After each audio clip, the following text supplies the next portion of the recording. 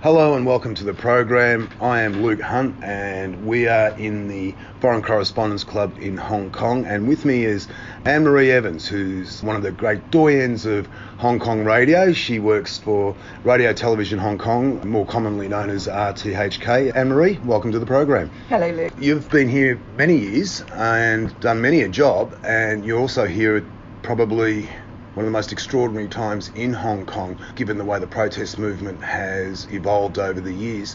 How have you personally found it, and professionally, in terms of coverage? Well, on a personal level, of course, I've been here 26 years, so in fact I've lived here for most of my adult life. And so on a personal level, it's, as it developed, we weren't sure how it was going to go. We still don't know how it's going to go. And of course it started off with these mass protests of a lot of Hong Kong civilians, and now has developed into something that's much more protracted and also violent and also radical. So those have been the changes of the protest. Me personally, I am concerned that it's going to develop into some sort of Northern Ireland scenario where we're going to have a more radical element that gets increasingly more violent if the government doesn't react, which it hasn't been doing well. We're starting to see that bomb disposal units were brought in over the weekend, claiming that the IEDs had been left behind. That's an enormous step forward. It's kind of not surprising in many ways, given the nature of the protests, particularly over the last 4 months. We've seen the umbrella movement, we've seen the protests over education, and going back over the years, pro-democracy marches. Do you think Northern Ireland is a real prospect? Well, I think at the moment, we have been an incredibly peaceful city, in the sense that, one thing that I've always said abroad as a woman is that the fact that to go home I walk through a deserted fish market, right, and there's nowhere else in the world. I walk hills late at night because I live rurally. There's nowhere else in the world I would do that. So I think the security level in Hong Kong hasn't sort of changed exponentially. It's just when you have these protests going on that you've got the unpredictables, and of course we've had one Indonesian journalist who's been blinded, and any number of, hundreds of injuries. So you've got all of those unpredictable elements. In terms of ratcheting it up, I think the challenge for journalists is to find out what's real and what's not, and all sides in this scenario are gaslighting right, journalists. So it's difficult to work. According to the police, a few months ago we had this whole weapon stash that was supposed to be chemicals that could be used. Mm-hmm. Well, I'm waiting to see that court case come up, and I'm not saying that I doubt all police, but it was such an escalation, right, in an area of weaponry that we don't normally see in Hong Kong, that I was a bit sceptical, yes. And also the fact that it was found with one of the pro-independence groups seemed a little bit convenient. Right.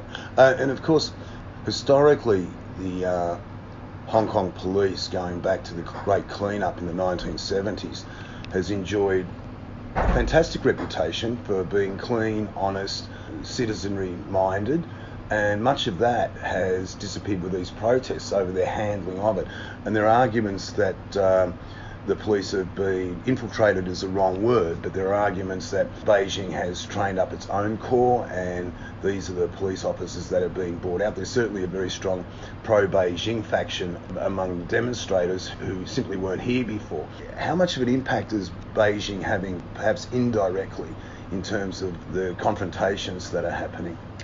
Ever since the handover, I've felt that there is often, by Hong Kong legislators, Hong Kong powers that be, there is this tendency to half anticipate what Beijing may want. And so there's always often there's been actions taken, and second guessing. Yes, and I'm not sure it was always what Beijing wanted. I personally, I'm not a complete China expert. I'm more Hong Kong. But I would definitely say that Beijing needs this currently like a hole in the head, along with the trade war with the US. Right. So I don't think that this, while there have been, of course, rights that have been gradually eroded in terms of democratization of Hong Kong and this sort of thing, I don't think that Beijing wanted this extradition bill fiasco at all, and, right, and the ramifications of it. From the perspective of the police in 1966, 67 already had to deal with major riots for a different reason. women here. They used WPCs sometimes at the front, and I think that would have been a good way to go here, is to actually use women at the front. It's a natural de-escalation. People are a lot less likely to thump a woman, to throw, and also I don't know whether that's a more maternal thing or what, but it does work to take the fire out of a situation. Whereas there have been tactics used throughout this time with also quite intimidating outfits that the police are wearing, that right from the outset my sense was, and also with 2014, that they were bringing out the riot police often when they weren't required. Now obviously we've got a situation now where the police do need to be protected because we've got Molotov cocktails, we've got all sorts of other bricks being thrown, so we're now talking a different scenario. But at the outset I feel that there were ways in which that could have didn't need to, and so I often wondered whether the senior powers that be wanted to escalate at that point. In terms of infiltration, yeah, the definite sense is that the PAP, the People's Armed Police from Guangdong and Shenzhen, are involved because the tactics are different. Now I know that also the police have been trained up in Shenzhen as well. I feel actually some sympathy for the police, in the sense that I think the middle ranks, they have been known as Asia's finest for a reason. We have a fantastic crime rate here in terms of there are murders that go on, but generally the crime rate is very, very good here, and so you've had years of this and years of the police being very, very clean, seen as unbribable.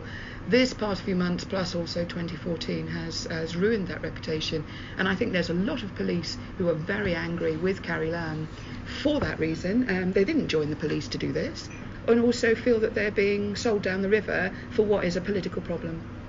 Indeed. Has the mask ban worked? No. And I either feel I'm very split on that, whether that was complete ineptness by the government or whether that was actual intent to stir things up, because it was announced on a Friday afternoon ahead of a 3-day weekend, and so we all, the protests were anticipated. Total disbelief. I mean, that evening on the Friday was the worst that we've seen. I mean, the city got trashed, and also all sorts of outbreaks. The fish market near where I go on the ferry, suddenly there was riot police there, and there were outbreaks. What's also interesting is now this, which I need to look at more, is like when you go to North Point, of course, this is a communist area, and you have all of these, and then you have another area that's, Shanghai or Fujianese, and I'm finding that this current situation is bringing all of that out, which is quite fascinating actually. One thing I have noticed since the mask ban, which I'm not too sure whether or not it was intentional, but it does seem to have frightened a lot of the moderates off. Yes. A lot of people who may have protested are not, and then you're left with the hardcore, who are often dressed in black and wearing their black masks or the mask of Anonymous. Could it be part of a strategy to divide and conquer? And I'll just follow that up quickly. What also concerns me is that this hardcore are a little more, their profile is higher, they are more visible in the streets. I'm surprised, almost shocked, at how many of these people are kids. Yeah, well, we've had something like about 2,500 arrests so far over the past few months. A third of those are under 18 and some are as young as 12.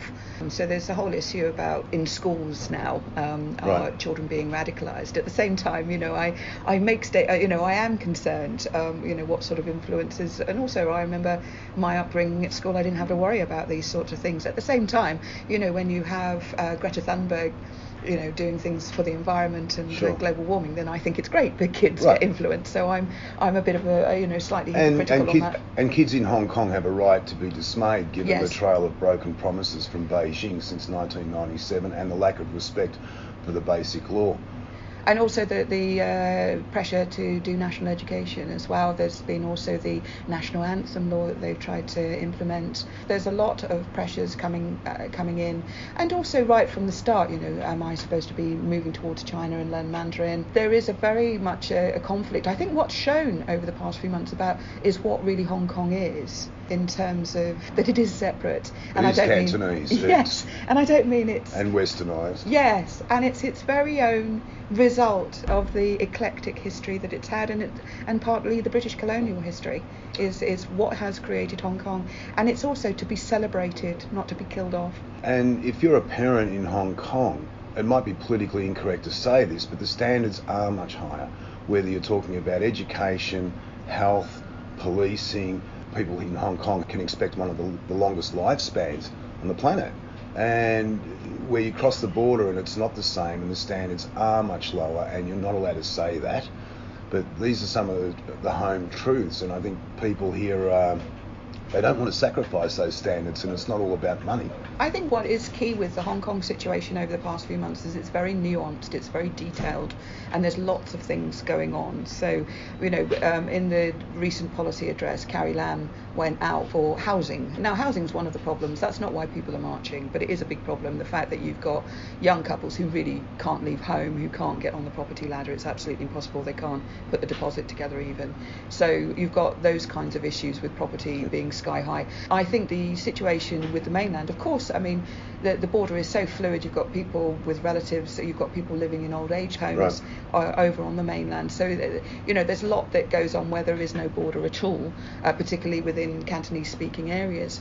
Having said that, we've had an immigration policy here that needs proper looking at. The fact that you have 150 people coming in every day via China to come in, and that's just instigated by the mainland side, and also tourism, which has been not controlled. And it sounds a daft thing to say because we're a free economy, but people are fed up with having, I'm seeing, and people rather guiltily say, oh, I went to the Buddha yesterday, and they could actually walk around without teeming crowds. Well, it is a crowded city. It's one of the most densely populated places on Earth. What you're saying brings me to another point, is that poverty in this town is extraordinary. I was reading a figure the other day where the number of cage homes, coffin cubicles, basically people who live in little cages in a little apartment that have been cordoned off to a bed. About 10 years ago, the number was 50,000. Today, it's 200,000. These people live on the streets. If you want an organisation or a network of people who are angry and who know the streets, that's not a bad place to start. Now, out of approx 7 million, we've got 1 million who are below the poverty line or on it, and our Gini coefficient, we've got the biggest wealth gap in the world. We've got no pension, so you see a lot of elderly people pushing cardboard around, and it's an embarrassment. And I think also, considering we've got trillions in the fiscal reserve here, and so there's, we've had budgets where people are more concerned about low tax than actually we need finance ministers who are going to spend, not just worry about the reserve, but actually spend out. And we need to also, without, as I say, killing the prospect of having a free economy, we need to look at the people who need it most and increase that social welfare.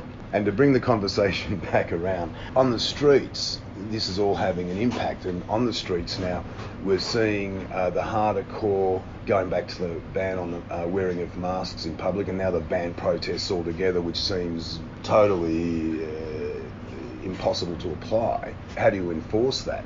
And now we have the hardcore protesters, their profile is high, they're extremely visible, and I'm wondering if all of this is part of a move to divide and conquer. A very old British tactic, but in terms of cracking down on the movement. And is it possible? Totally. I think the government has always been in for the long game here. They want this to peter out. So I appreciate that they're worried about the violence that has generated from, sometimes you'd have moderates walking during the day and then violence later on, but I think it's also an excuse. With the anti-mask law that came in over the past 3 weeks, Sunday, this last one in TST, or Chim Sa Choi in Kowloon, if they'd allowed that, because that was actually done by a perfectly legitimate group here who asked the police if they could march, and I'm pretty sure if they'd allowed that as a legitimate march, you'd have had way more out and way more of the moderates, but people are frightened by the fact that it's unauthorised. It's not illegal, we have the right to march. But it's whether you can then march en masse and also ensure that the transport is moved around and all of this. And of course it degenerated very fast on Sunday, but I think there is yeah, this idea that they get in tougher and tougher and more arrests. And of course, all of these young people will now have a record. I'm not sure that because there's been so many mass arrests, whether all of those will stand up in court. But there's some frighteners. And also, a couple of weeks ago, I actually went to a punk concert, and it was quite funny. We were there, it was about 150 of us. Brilliant night. Could have taken 250. And thank you so much for coming. Well, the difficulties of me coming were getting into a taxi and stepping out of it. But the thing was that you get these police messages saying, stay at home or don't go out and all of this. So people don't. The most successful element of the economy at the moment is takeout food. Ordering online. Yeah. Whereas restaurants are collapsing, you've got a lot of small mum and pop businesses that are going out of business. You've got a lot of your usual antique, the galleries are really doing badly because they've got the double whammy of not having tourists coming in and people just sitting at home. And my advice would be go out. I mean, be aware of where the protest is taking place if you don't want to be a part of that. But I don't think going to other areas is unsafe. The Territory's long-suffering domestic helpers being told by their employers that we'd like you home by 3 o'clock in the afternoon before the protests start, which is hardly a day off. No. Well, they already work 11, 12-hour days a lot of the time and more. So that's yet another place where, we've got here about 270,000 Filipino helpers, many more Indonesians, and also they're coming under pressure because people at home, their families are saying, are you involved? And another thing is they're out on a Sunday. They don't have the choice of staying home. So they could be in parks and things like that are affected. Kowloon Mosque was hit by water cannon on Sunday. Now I think that was an accident, but you can inadvertently become involved. But I think that as I say, I don't think that should that's just my personal view. I don't think that should stop you going out. But yes, going back to your question, governments definitely, that's my feel, is that it's on for the long game. I think Carrie Lam is under instructions from Beijing that you don't negotiate with protesters. She's hinting now at an inquiry into police brutality. Personally, I think it needs an inquiry all round. That's less divisive, but she's kind of hinting at it. But what form that will take, I don't know. Okay. Have the chances of direct Beijing military intervention in Hong Kong, have they diminished? I've never believed that they were that high. If you look at Tiananmen Square 1989, of course it went round the world, but we still talk about, was it hundreds or was it thousands, because nobody knows. It was 10,000. Yeah. I'm sure of that because the number was leaked by the British ambassador who got it from the States Council in Beijing. It was their own figure inside the Communist Party that it was 10,000, but the stories and the mythologies that have been created around Tiananmen, it's very difficult to know what to believe and what not to believe. Staying on that point though, is the difference in the style of protests, in that Tiananmen Square was in a square and a lot of protests across China were also in town squares. They were locked down for months and they were an easy target.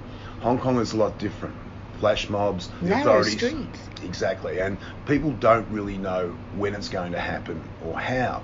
And one number I had put to me was that for Beijing to assert itself over Hong Kong in the way it might like to, it would have to send over 500,000 soldiers.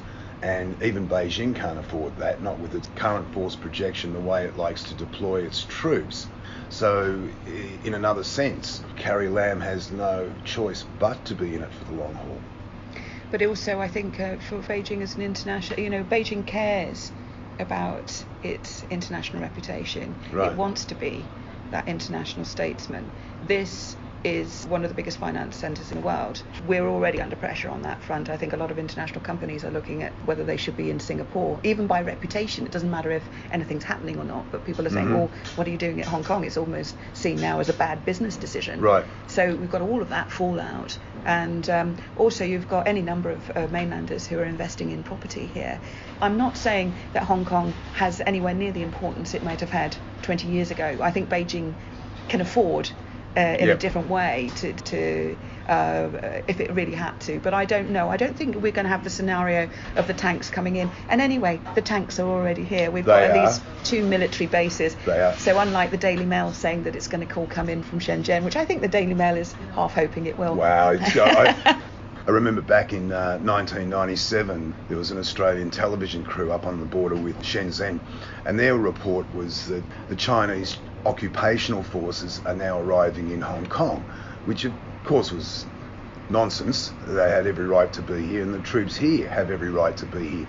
But for them to impose a lockdown to weed out the people that they don't like, I think it's almost impossible given the numbers that they have here, and that, like you're saying, it has to be a long haul game. But I think it will be done more strategically in the sense that they're using things like Telegram. So Right. the government was looking at, oh, well, could we control the internet? Which was like, you had lots of business leaders like, please don't, because one, the government is so old-fashioned. Like the other day, it was like Carrie Lam talking to netizens on Facebook. Right. And you can see just from the language, it's like this is not a regular thing for them. So it was like, please don't even talk about controlling the internet. And also the fact that we need to function as a financial city and rule of law, all of the rest of it. But the police can follow all of these social media outlets or systems that the protesters are using. Right. They're also using tactics like dressing as protesters, so they can infiltrate that way. Okay. So there'll be more of that. Also, what they'll do is, we've got the district council elections coming up on November the 24th. You find ways in which,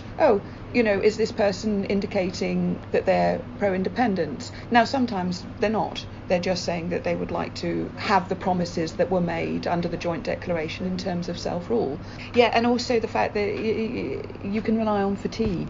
And I think Indeed. that's what they're trying to do. But I don't think they're there yet. I see things like, because of this so-called 2 million, but that wasn't a real number, but we definitely had 1 million the previous week. They've been enormous demonstrations right at the beginning, but whatever the number, any number of hundreds of thousands marched. You can see that from a drone. But the thing is that they're now saying is, the silent majority didn't. So, and that doesn't mean that people aren't empathetic. And I think what they're finding is that the older generation are very empathetic. You see this. I was in an area on the south of Hong Kong Island called Aberdeen the other day, and I watched as protesters defaced shop fronts. Right. And they put the umbrellas up. I was told repeatedly by older people there not to photograph. Mm-hmm. And and around me I looked, and there was just hundreds of shoppers with kids while these protesters basically vandalised shop fronts. So people aren't so concerned, or they're supportive. Right. You've hit on another point where the discomfort factor within the bureaucracy, the government, the authorities, it's quite obvious, and the protesters seem to be far more in tune with public thinking, public sentiment, at a level which the government can't even fathom, which is interesting given that the limited democracy that exists here is a factor of Hong Kong that they would like to tout. But they seem a long way behind the protesters. I think we've still got a young democracy here. Well, we haven't got a democracy Of sorts. that. Yeah, we've got a system here where people haven't been tested in a democratic election way. We've got chief executives who are selected, not elected, and it shows. Our current one, Carrie Lam, served any number of government departments. I'm sure she was very effective, but that was her job for 36 years. She's not a politician. She's never answered directly to the public. Even when she was working in various departments, she had a reputation for not taking advice. Boy, are we seeing that now. Her policy address was surreal. It's like fiddling while Rome burns. She stood there with a policy address and said how she had fulfilled the 500 things that she set out to do, and that she was going to now embark on 200 others. She kept wholly contentious issues such as the expansion of Lantau reclamation, which is unpopular, but she insists on seeing that through. She is not a woman who's used to being contradicted, and that's really showing. And this is the problem, is you have this elitist, people who've had elite school education, probably come from fairly rich backgrounds, and also then have worked their way through civil service and not been answerable to the public, and that's what we're paying for. And they are absolutely business orientated and trying to second guess Beijing in terms of policy and where to go next. That's not to say that Carrie Lam can't learn. I mean, there's one part of me that feels that it's gone on for so long now, we probably need a fresh start with somebody like Michael Team, somebody Right. who's moderate pro-government but has a good reputation, and something like that could take this forward now. I'm wondering if Carrie Lam is so hated that she's now becoming redundant. It seems to be the tradition of Hong Kong chief executives. Yes, but when people were first saying that Carrie Lam ought to stand down, I was a bit concerned that Beijing may use it as an excuse to bring in somebody real and much tougher, or otherwise CY Leung back, which could actually be more damaging. But at the moment, she seems to be here to stay. One thing that I did feel that was good was after the Kowloon Mosque was defaced, not damaged by the blue water from these water cannon. She was straight on that, and she was round there the following days. Our South Asian community here is old as Hong Kong, and in fact, in terms of Hong Kong colonial times, many South Asians have been here generations longer than Chinese. So I think that was very important. I would applaud her for doing that very quickly. And of course, it's one of the problems for the protesters and the authorities that Hong Kong being so densely populated, that the numbers are automatically going to swell, particularly Nathan Road over on TST. Just the sheer numbers and bystanders are going to add to the weight. I understand why they're choosing TST or Tsim Sha Tsui some of the time, is because it's also a major tourist centre. So if you want mainland tourists to be able to video what's going on while they go to their Gucci shops, then that's the ideal area. You also had major sort of South Asian areas like the famous Chunky Manchas, and they're all handing out water there. So this is what I also mean about support and what empathy. and I mean what we need to do is what I've never quite understood over the past 4 months. Where are the mediators?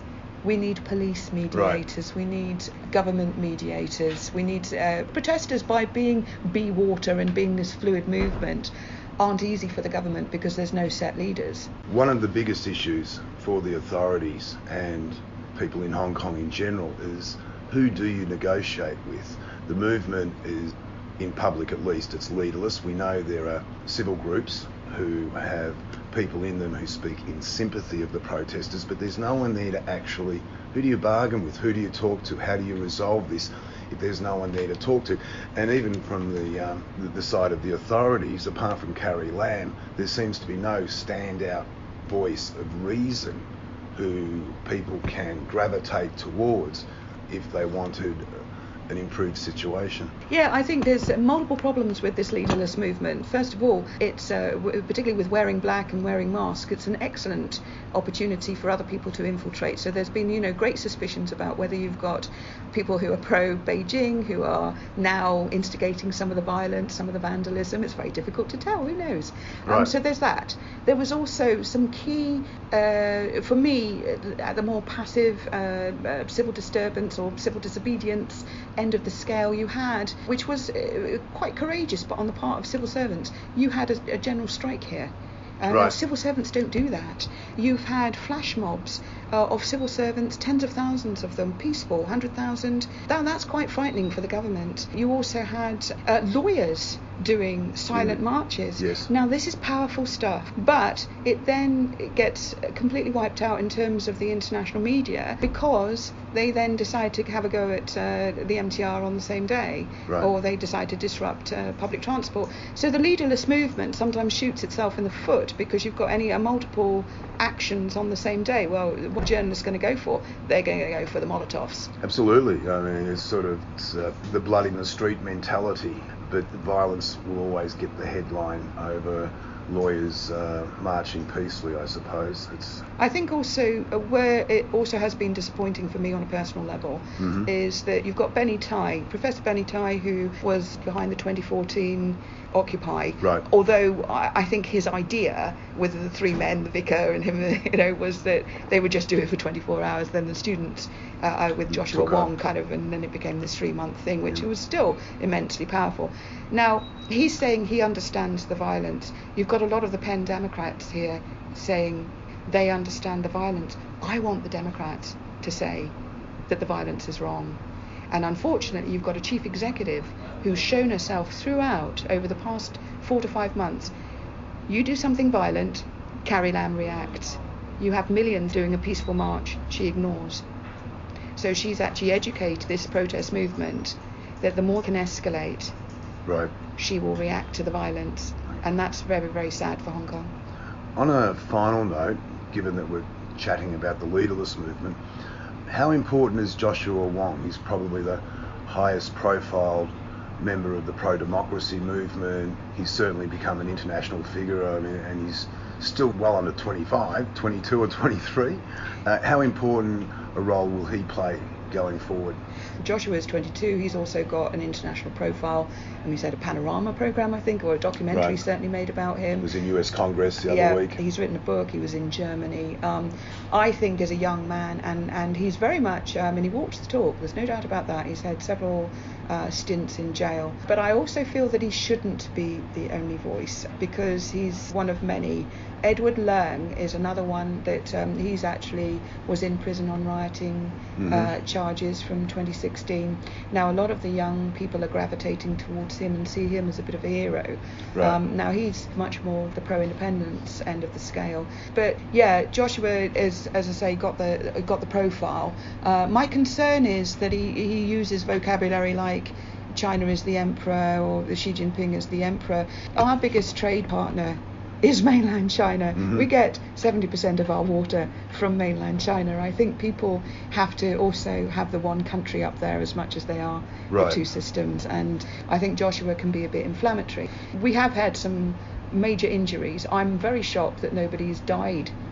No, I'm surprised rather than pleasantly surprised.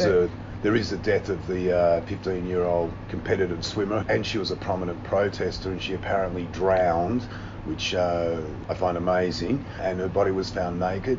Police said there was no suspicious circumstances, and her body was cremated immediately. It defies logic. Yes, no, I agree with you, but I don't see that, and then a proper investigation needs to take place. Right. But at this moment, it's not to say that I'm in denial about that. We've Sure, also I'm had not saying, about yeah. 9 to 11 people that people claim, committed to suicide as a direct result, which I think is a highly dangerous thing to do. People commit suicide for multiple reasons. Yes. And if you want a few more young martyrs to follow, then that's a great way to ensure that we'll have more deaths. So Yes, I it feel is. that that's entirely irresponsible.